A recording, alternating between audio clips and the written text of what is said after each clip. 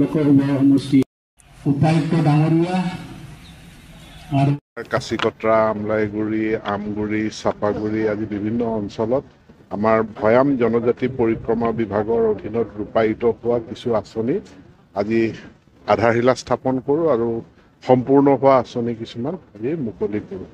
গতিকে চিৰাং জিলাখন এখন নৱবিকশিত জিলা আৰু এই জিলা হিচাপে ইয়াত শিক্ষানুষ্ঠানসমূহো ভাল ধৰণে গঢ় লৈ উঠিছে এতিয়া আৰু অন্যান্য আন্তঃগাঁথনিৰ দ্ৰুত উন্নয়ন হৈছে।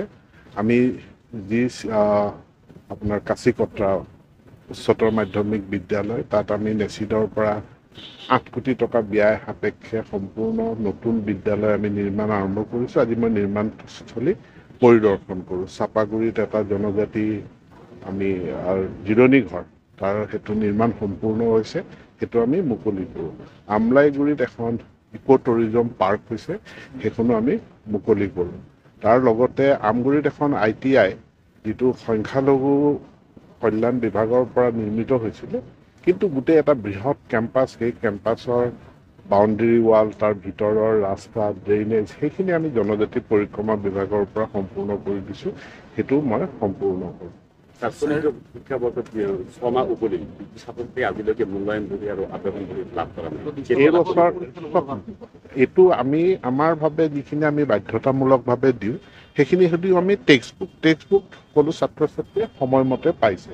বাকী বহীখন ছাত্ৰ ছাত্ৰীয়ে নিজেও সেইখন যোগাৰ কৰি ল'ব পাৰে আৰু এইবাৰ আমি যিখিনি যোগান দিওঁ সেইখিনি এডিশ্যনেল ওপৰঞ্চি, সেইটো দিয়াৰ ক্ষেত্ৰত যিহেতু এইবছৰ নিৰ্বাচন অনুষ্ঠিত হৈছিল, মডেল কোড অফ কণ্ডাক্ট আছিল, চ' মডেল কোড অফ থকাৰ কাৰণে আমাৰ টেণ্ডাৰিং প্ৰক্ৰিয়াটো আমাৰ অলপ পিছুৱাই যায় আৰু পিছুৱাই যোৱাৰ কাৰণে তেওঁলোকে মূল্যায়ন বহী পাওঁতে দুদিন পলম হৈছে, কিন্তু 1 পৰা 8লৈকে ছাত্ৰ ছাত্ৰীসকলে মূল্যায়ন বহী পাব। বৰ্তমান আহিন মাহ কিন্তু এতিয়ালৈকে গৰম বহুত বেছি পৰিমাণে DC সকলৰ হাতত ক্ষমতা দিয়া আছে, কাৰণ এখন জিলাত বৰষুণ দিলে আনখন জিলাত ৰ'দ দি থাকিব পাৰে। গতিকে জিলা উপায়ুক্তসকলক মই আহ্বান জনাইছোঁ, তেওঁলোকক ইতিমধ্যে শিক্ষা বিভাগে কৰ্তৃত্ব দি থৈছে যে জিলাখনৰ বতৰৰ প্ৰতি দৃষ্টি ৰাখি তেওঁলোকে শ্ৰেণীসমূহ আগুৱাই দিয়া, পিছুৱাই দিয়া বা স্থানীয় বন্ধ ঘোষণা কৰা, সেইটো জিলা আয়ুক্তসকলে কৰিব।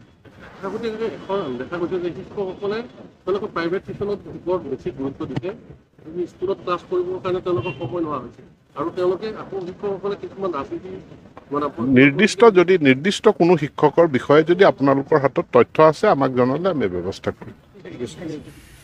প্ৰথমতে মই মাননীয় মঠিন্দ্ৰ আমাৰ